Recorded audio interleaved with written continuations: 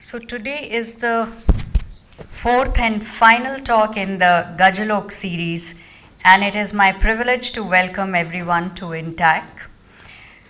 Today we have with us Professor Archana Shastri, whose illustrated talk will focus on elephant stories from Indian textiles. Welcome to INTAC, Archana ji. The elephant captured the presence and essence of its association with fertility, posterity, and good fortune. Its physical demeanor and size, combined with its utility in the military and hunting expeditions at a later date, further associated the elephant with royalty, strength, and regal power. Represented in early Buddhist art, its attributes spread overland by Silk Route to West and East Asia and through maritime trade to Southeast Asia, beginning with the 2nd century CE. Patterned Indian textiles being an integral part of the maritime network of trade, the elephant motif was adopted and assimilated by royalty, religious institutions, and the laity alike all across Asia. Professor Shastri is former director, Mekong Ganga Cooperation Asian Traditional Textile Museum, Siam Reap, Cambodia. She was there from 2017 to 2020. She coordinated Open Design School, IIT Mumbai, and has been a visiting faculty in all premier educational institutes of fashion, design, art, craft, and theatre. She was the HOD Kaladarshana at IGNCA from 2009 to 2012. She was with NIFT Delhi for 20 years from 1988 to 2008 as professor and chairperson. Her edited books include Textiles, Communities, Trade and Textiles, Language of Symbols for AIHB. She has published innumerable smaller chapters on textiles and costumes in various publications and several reviews for newspapers. 2 research papers, one on Indo-Portuguese textile and Kalamkari textile, Safarnama with Dr. Lotika Varadarajan for INTAC, and other on Kasuti are due for publication. So, Professor Shastri, welcome to INTAC once again, and we look forward to your presentation. With that, I hand over to you.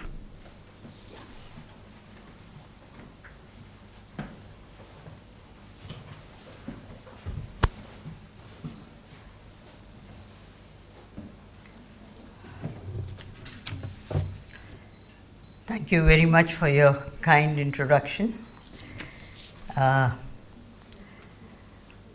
Respected Member Secretary and esteemed officials of INTAC and all friends. This presentation is a preliminary foray into chasing the elephant across India and Asia and does not follow any linear historical approach. At its best, it juxtaposes possible ways of interpreting and engaging with the sanctity, associations and role of the elephant through the intimacy of textiles. All visuals shown here have a direct reference to the elephant in form or in essence. Probing into the interconnected notion of making, materiality, and embodiment, a mere gesture or a mark invokes a presence. It mediates the threshold of form and formlessness, of being and becoming. Our perception of the mark is based on a sensorial response that is both visible and invisible, explicit and implicit, physical and mental, shared, communicated, and collectively rehearsed It embodies a belief enacted and disseminated down the generations. On the left is goddess Yelama from Andhra Pradesh, depicted in red and yellow marks, red invoking the blood as a source of life, and yellow as the life generating and nurturing properties of the solar energy. Next to it is a pomcha from Uttarakhand, which is dyed in turmeric and anointed by women of the family in red. Draped in the pomcha, the bride departs with anointed benedictions bestowed on her by family and friends for an auspicious and fulfilling life. Though geographically apart, the perception is shared. The elephant here is no different. The Paleolithic and the seminal presence at Bhimbetka takes shape as emerging out of a cloud in Dholi. Extended or encircled, an efficacious presence is contained. The tree, given its diverse symbolism that is associated with growth, longevity, fertility, knowledge, cosmic connection, tree of life, etc., is thus enshrined, invoked, and protected. Associated practices across the Indian subcontinent are similarly enacted. The column drawn at the threshold has dots signifying the divine presence. Sanctified and protected by the encircling line, they simultaneously ward off all evil. The same is echoed and rehearsed daily at dawn and dusk. Likewise, the act of knotting, be it the Gat Bandhan or the eternal knot, enacts and reaffirms the continued cycle of life, birth, and death. The enveloping drape on your extreme right is no different.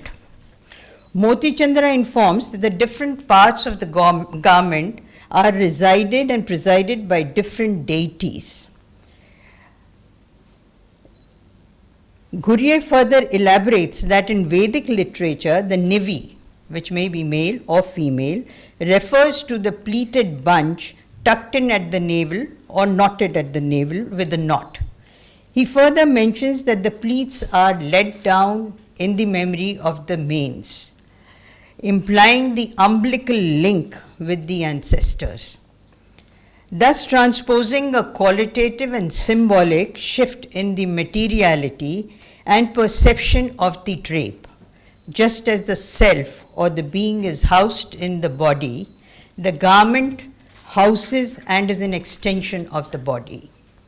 The early Buddhist cave architecture, shaped like the body of the elephant as housing the image or the symbol of Buddha, echoes and resonates with the dream of the white elephant entering Mahamaya's womb.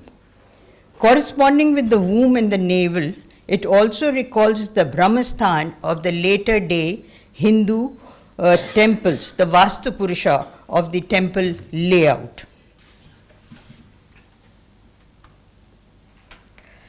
The material and identity transformation or transposition was further observed by me in a Theravada Buddhist ordination ceremony in Cambodia. The young novices dress up as Prince Siddhartha and amongst great funfair, music, dance, approach the pagoda. The young princes are given a piggyback ride by a family member or a friend while circumambulating or doing the parikrama of the Wat. Alternately in Thailand, the novice may ride an elephant recalling the dream of Maya.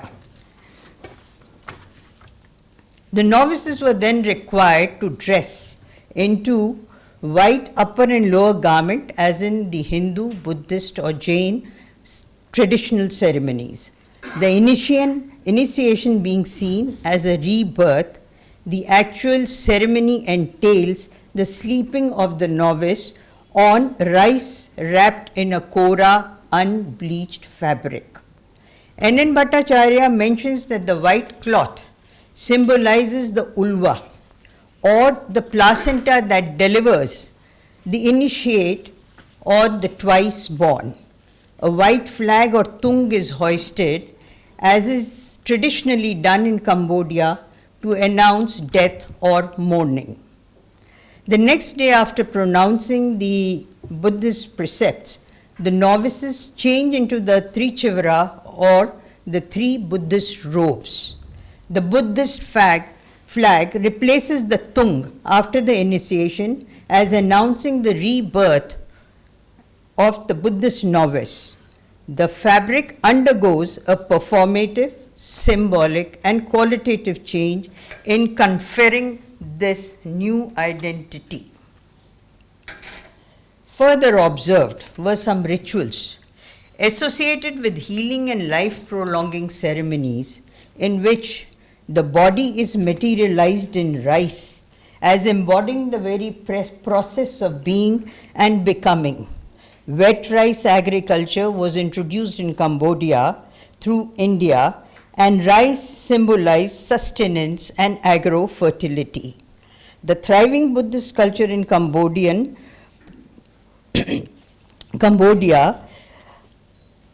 enacts and simulates the cosmic cycle of life through a variety of renewal and rebirth practices.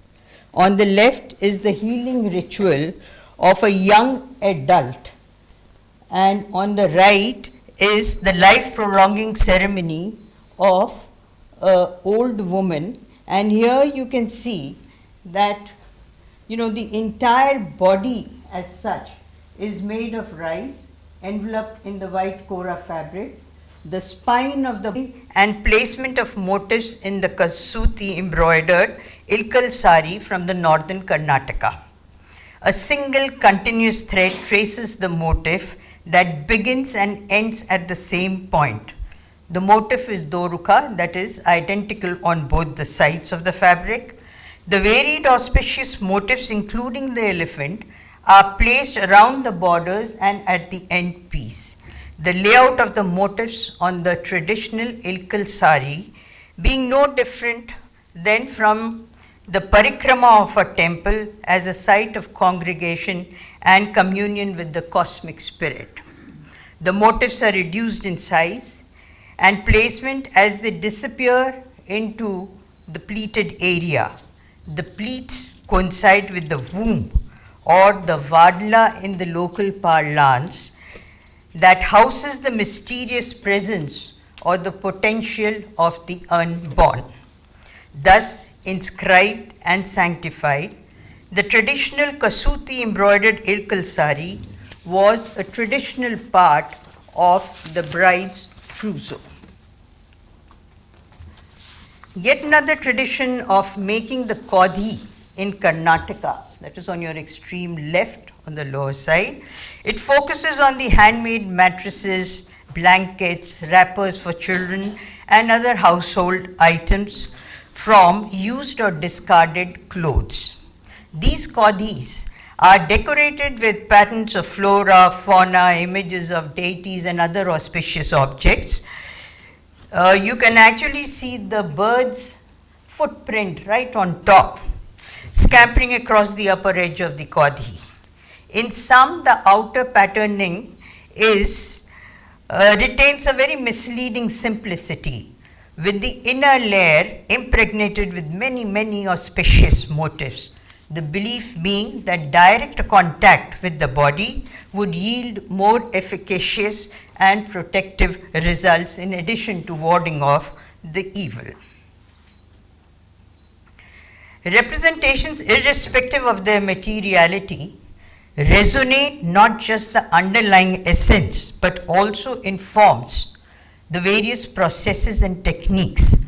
As on the left, the darnio, this is the darnio, or the covering for the stacks of quilts from Gujarat, the architectural jalis of the Indo-Islamic origin in the region inform the play of contrasting light and shadows through the applique cut out forms in fabric.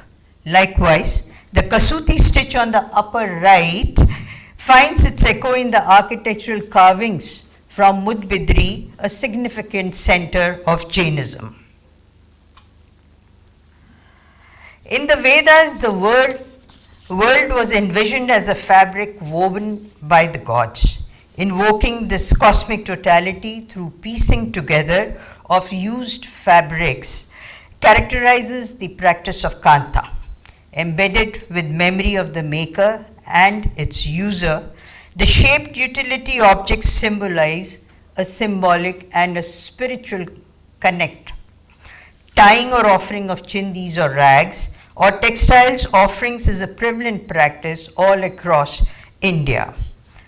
Buddha was clad in a patched robe, evoking frugality and humility on one hand, and the patched paddy fields of abundance and good fortune on the other.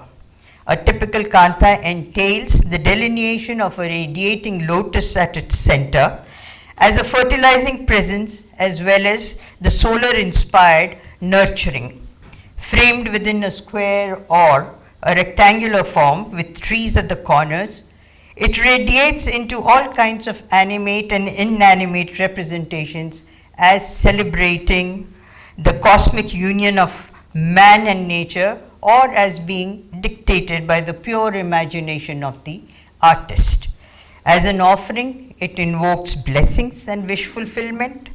As an act of making, it translates into a site of meditation and mediation.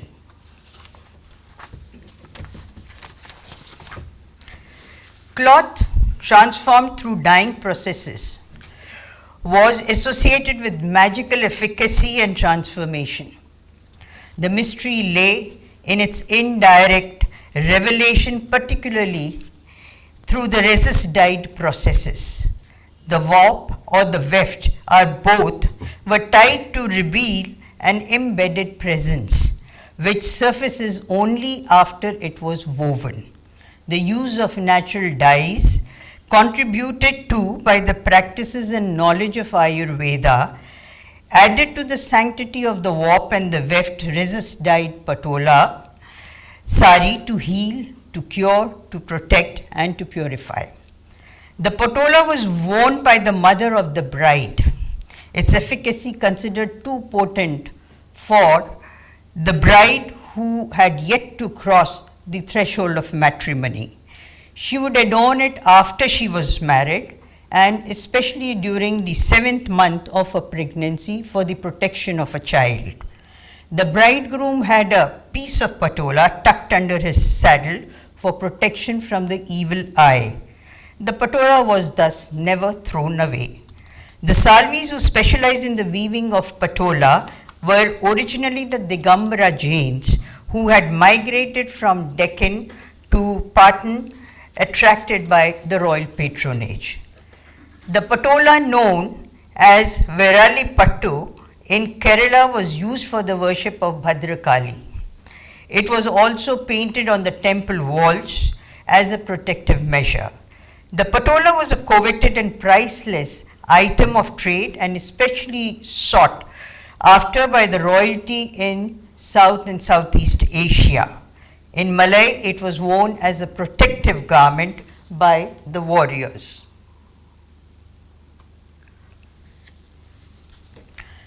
The weft resist origami cuts, known as bandha, find representation as early as the Ajanta cave frescoes in 2nd century BCE. Share deep-rooted similarities with the southeastern countries.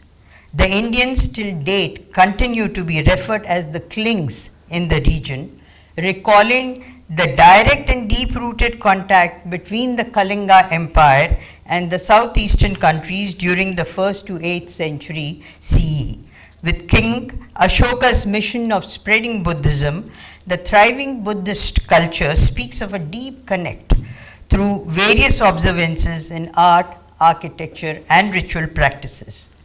The Bali Yatra, recalling the ancient maritime trade link with southeastern countries continues to be observed, especially with the retreat of the Mekong Ganga at Siem Reap, Cambodia.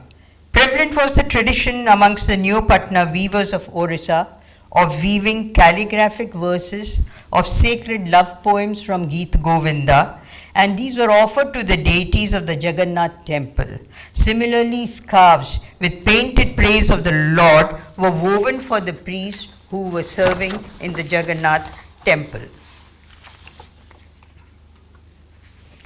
Here on the left is a ghar chola from Gujarat with auspicious motifs tied and dyed.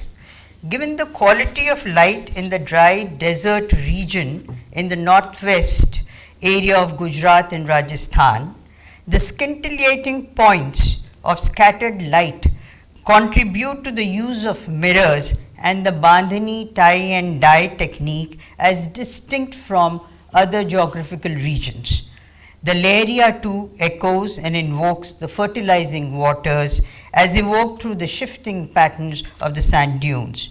The orientation to being located within the four cardinal points is shaped through the grid and used frequently with the circle as highlighting the numinous. On the right is a hanging that represents the shikarga or the royal hunt, as a later day adaptation from the Mughal repertoire and fashion for hunting. The elephants were widely used for agriculture, transportation, and military excursions. They essentially served as heavy artillery. Their regal stature added to their existing attributes of being a divine deity of unmatched power and strength. From being part of the fourfold or the Chatur Sangani Sena that comprised of the cavalry, infantry, chariots, and elephants since as early as 4th century or even earlier.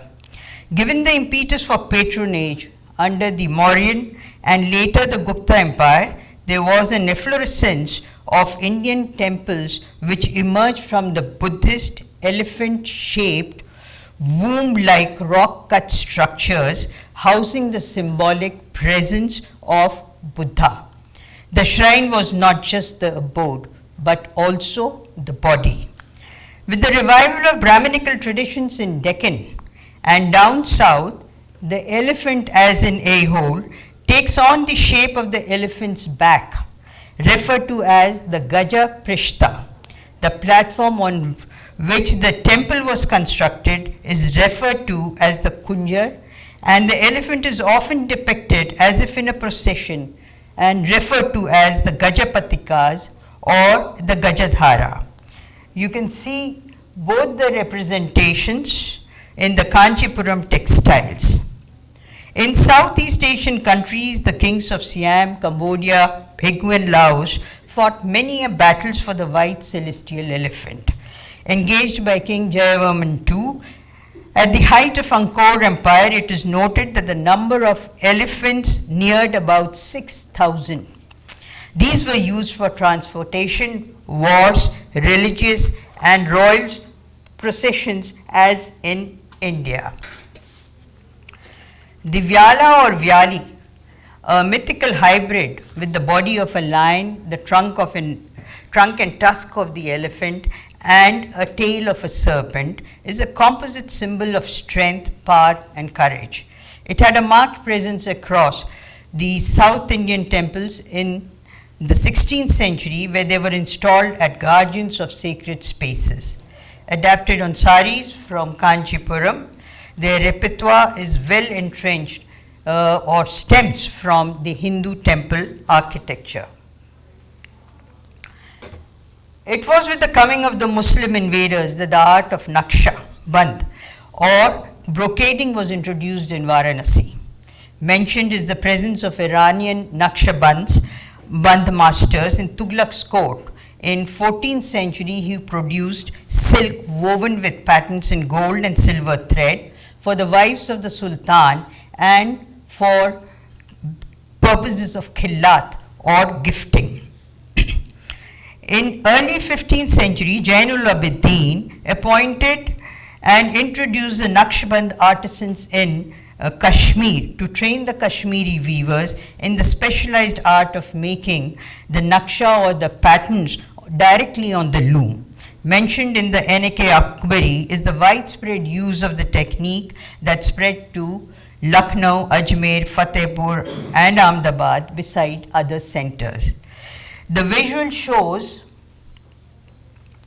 the Shikarga motif on a Banarsi sari from the Mughal inspired repertoire combining with the Gajapatikas and the Gajadharas. There is yet another Shikarga and you can see the borders of it.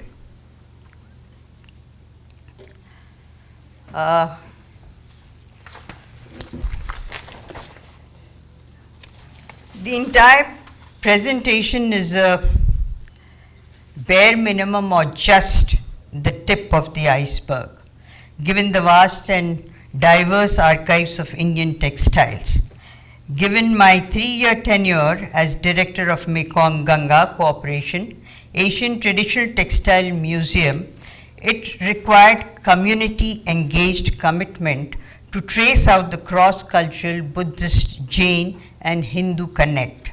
Required in India is the hands-on accessibility to these archives of traded textiles for greater reflection and study.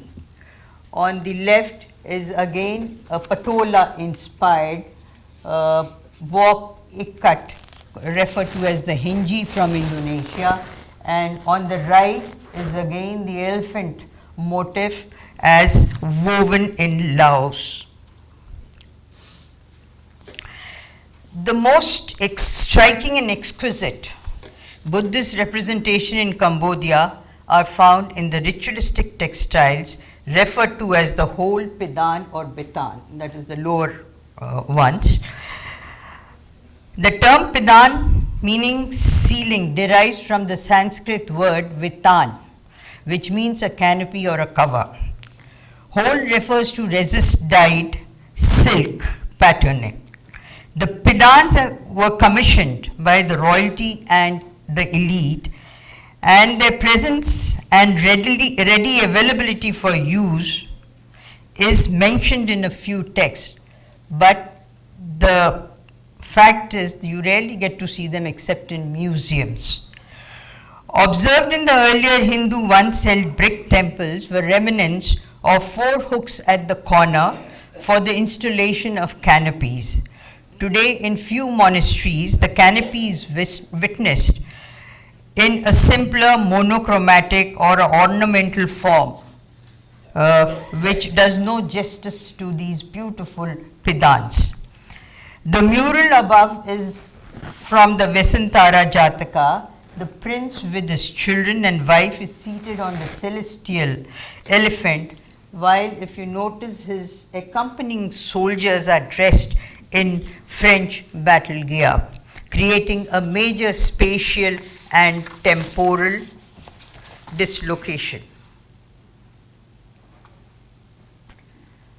These are some of the whole pidans, and actually they're supposedly not to be worn, but again you can see the imagery which derives from the pidan.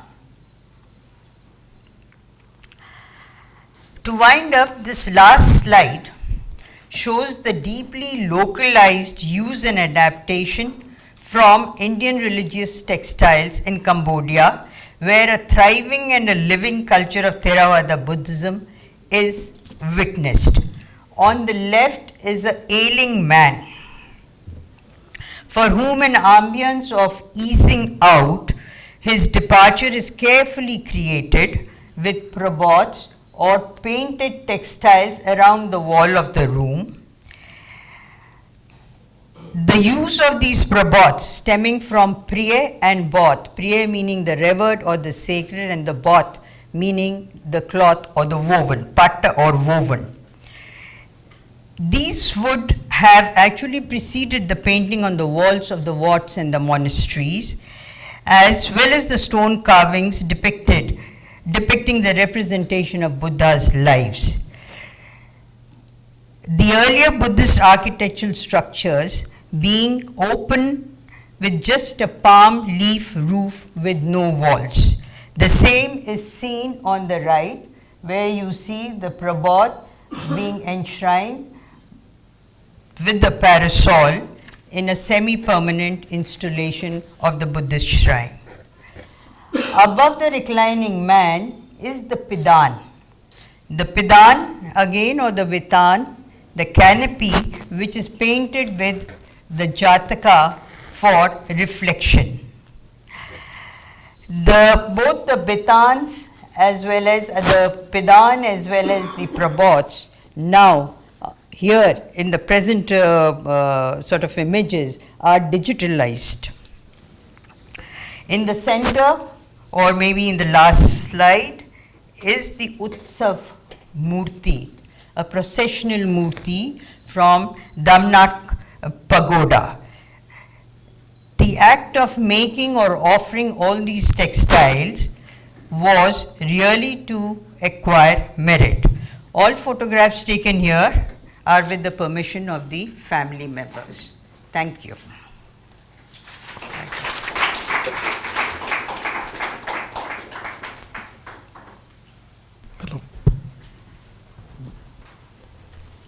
Are there any questions?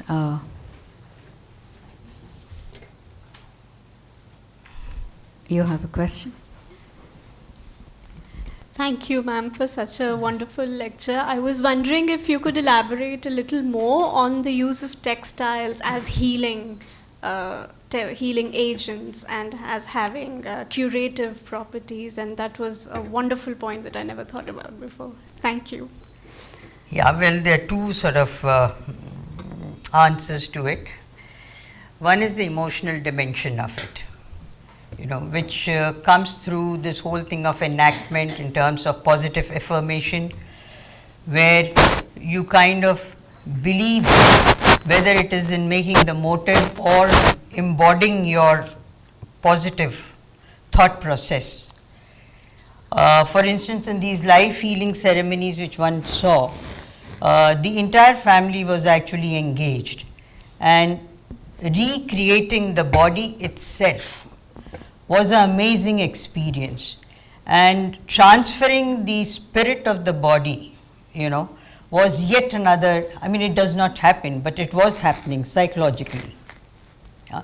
So it is this whole nature of empathy, nature of belief, and nature of enacting purposefully, which becomes a very important part of the textile. So when you are making it, there is already an image, a thought, there is ideation which goes into it, and to what focus you put it is entirely yours. It could be sort of creative, it could be in terms of being result oriented, and that is where religion plays a sort of important and a very empathetic role. That is where I find it very fascinating that in the rituals, the garment itself assumes a very strong performative role, and that abstraction is something which we sort of fail to register. So that was one. And what was the other one which you wanted to know? Sorry. The healing and the curative aspect. Yeah, the curative aspect again is in terms of the quality, the processes and the techniques which go into the making of the garment. Some garments breathe, some materials breathe. So how do you pick and elect what kind of garments, and this whole element of sustainability, which is attached to it. What does it do to your environment? This whole symbiotic relationship between man and nature, man and his environment is inbuilt in all these sort of textiles, ritualistic textiles, which add meaning to your life. They are not just to be consumed and thrown away. They actually kind of, there is a link, emotional link between the person who makes it and for the person who uses it. There is a kind of, again, a link back in terms of the spiritual connect with the sort of ancestors, one may call it, or with the sort of the invisible or the sort of spiritual dimension which they entail. And that is what kind of, and again in terms of meditation and a palliative care, the engagement with making is now highly appreciated. It is being introduced at a community level. In sort of Australia, I was very much part of certain community centers where they get people from different communities who are isolated, suffering, they have no one to talk or relate to. And it is through the act of making, that they are able to interact, they are able to open up, and at the same time, it is a therapy by itself. It engages not only the body but also the mind. Even in repetition, there is a rhythm to it. So, does that answer your question? Okay. Yeah.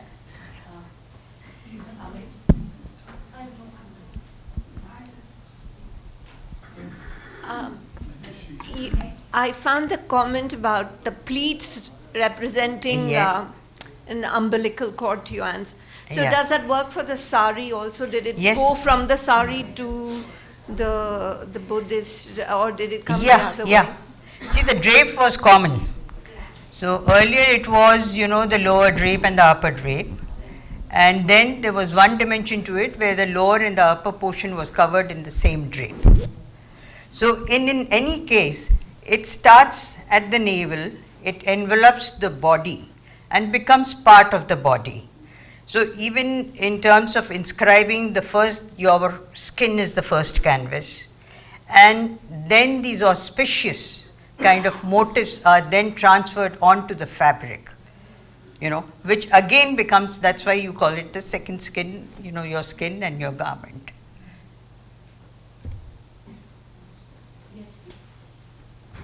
Thank you for a very stimulating talk.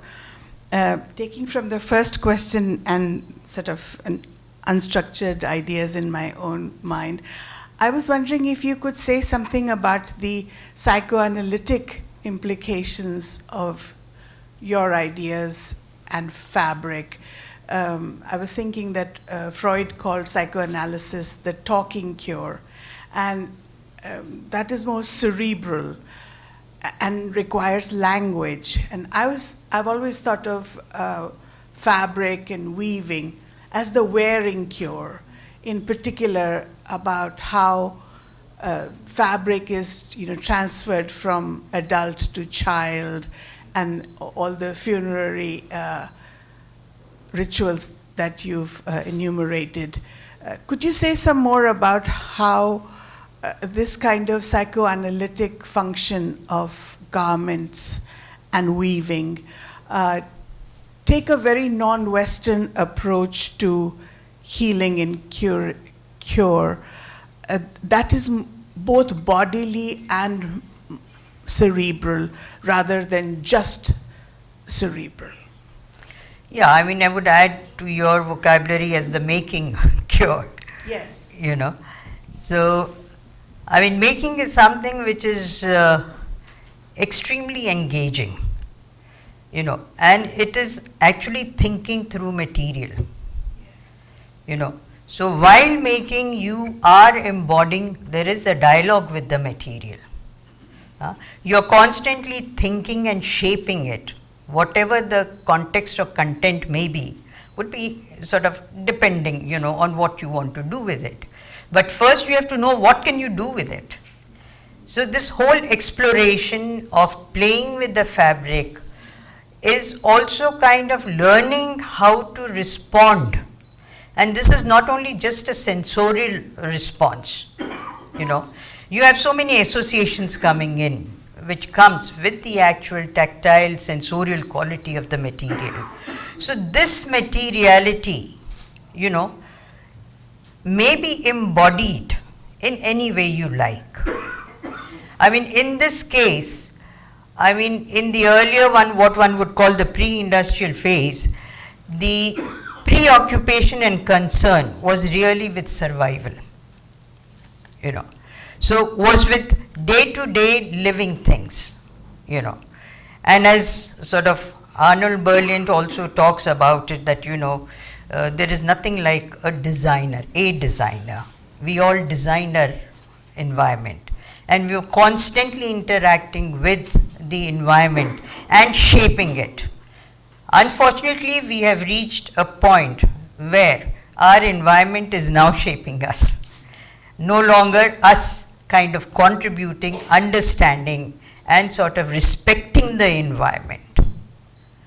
So historically, if you see, you know, sort of from, you know, kind of self-imbibed environment, you know, we reached to a point where there was in the post-industrial, the industrialization led to consumption patterns with a very strong throwaway sort of mentality, and also homogenization, that we all lived in different geographical areas, we all had different sort of visual memories and vocabularies, and the material culture varied from place to place.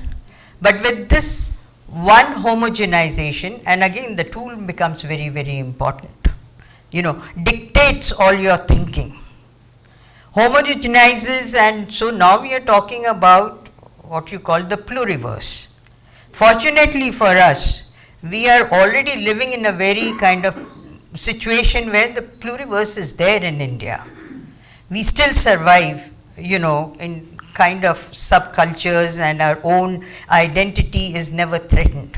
Whereas in a Europe-centric world, everything was like seen from one point and given the binary division of this is mind, this is matter.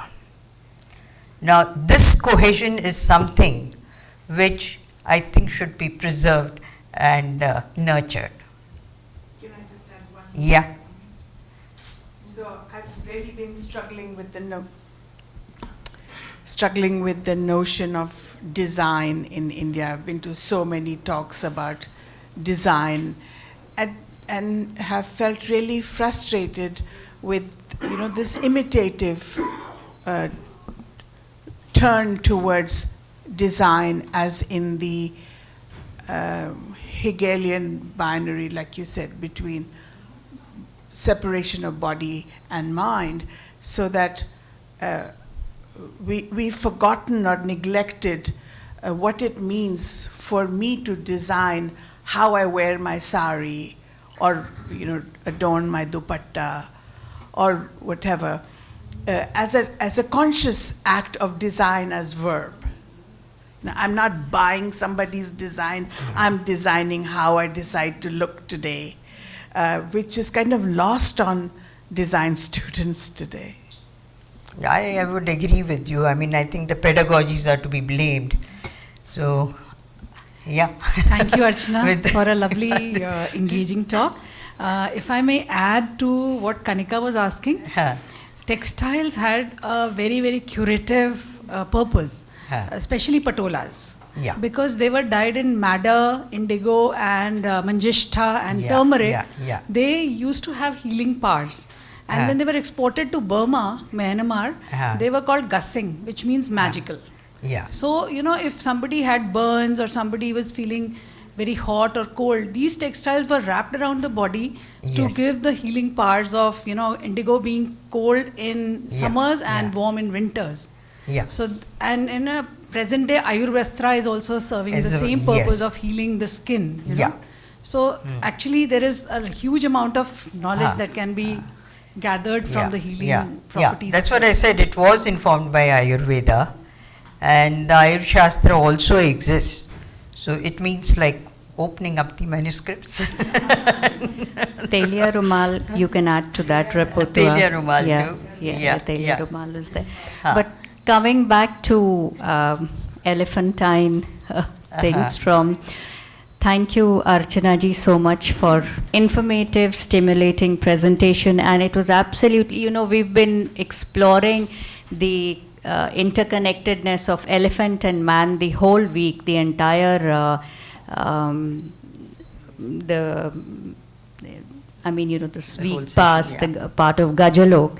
And it is absolutely fantastic the way you brought out how the auspiciousness that is always associated with elephants since time immemorial, you know, it has, it's mentioned in the Puranas as well, how it has been so beautifully documented and brought up close through textiles. And as you mentioned, it is the second skin.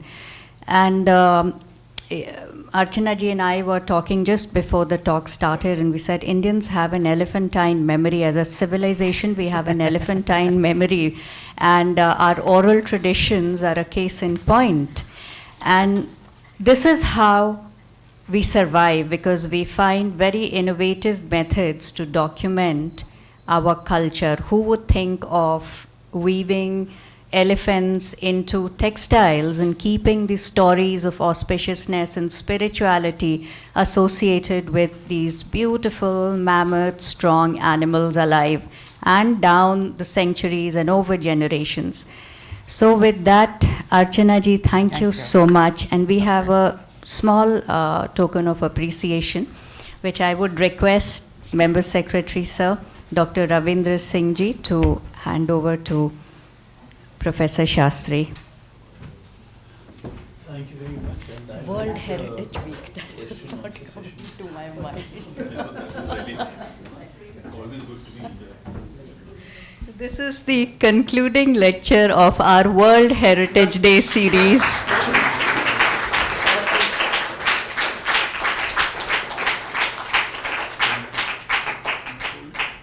And also some publications, books from Intact.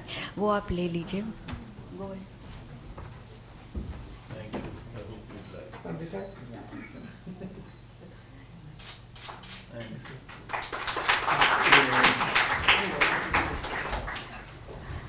Thank you, ladies and gentlemen. We have tea laid out for you outside at the entrance. Please join us for tea.